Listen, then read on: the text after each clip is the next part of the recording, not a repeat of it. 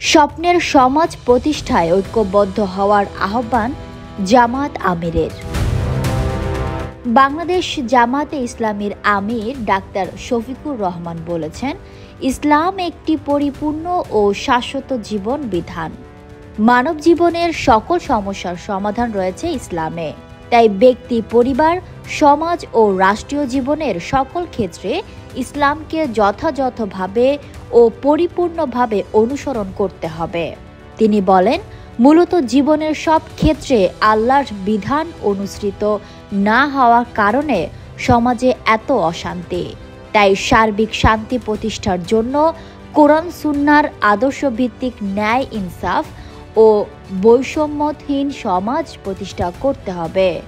সেই স্বপ্নের সমাজ প্রতিষ্ঠায় সবাইকে এক দফায় ঐক্যবদ্ধ হওয়ার আহ্বান জানান তিনি।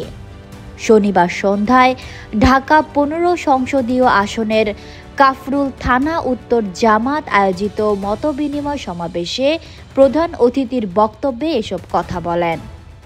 জামাত আমির এদিন বায়তুল এহতেরাম মসজিদে মাগরিবের নামাজ আদায় করেন এবং উপস্থিত মুসল্লিদের উদ্দেশ্যে কথা বলেন। পরে স্থানীয় একটি মিলনায়তনে সুধীদের সঙ্গে মতবিনিময় অনুষ্ঠানে মিলিত হন।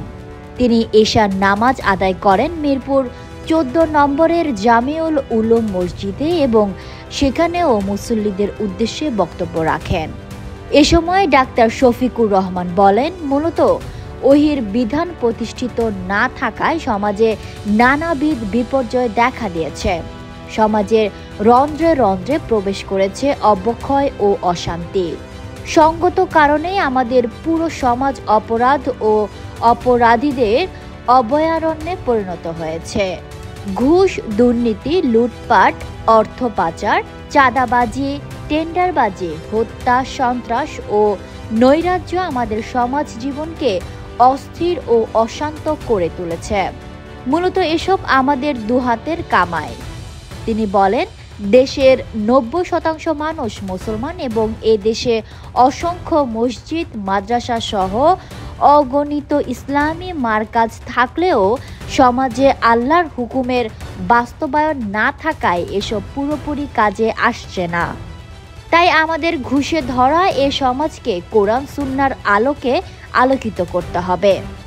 থানা আমির রেজাউল করিমের সভাপতিত্বে মতবিনিময় সভায় বিশেষ অতিথির বক্তব্য রাখেন কেন্দ্রীয় নির্বাহী পরিষদ সদস্য ও ঢাকা মহানগরী উত্তরের আমির মোহাম্মদ সেলিম উদ্দিন, উত্তরের নায়েবে আমির আব্দুর রহমান মুসা, কেন্দ্রীয় কর্মপরিষদ সদস্য মঞ্জুরুল ইসলাম ভূঁইয়া।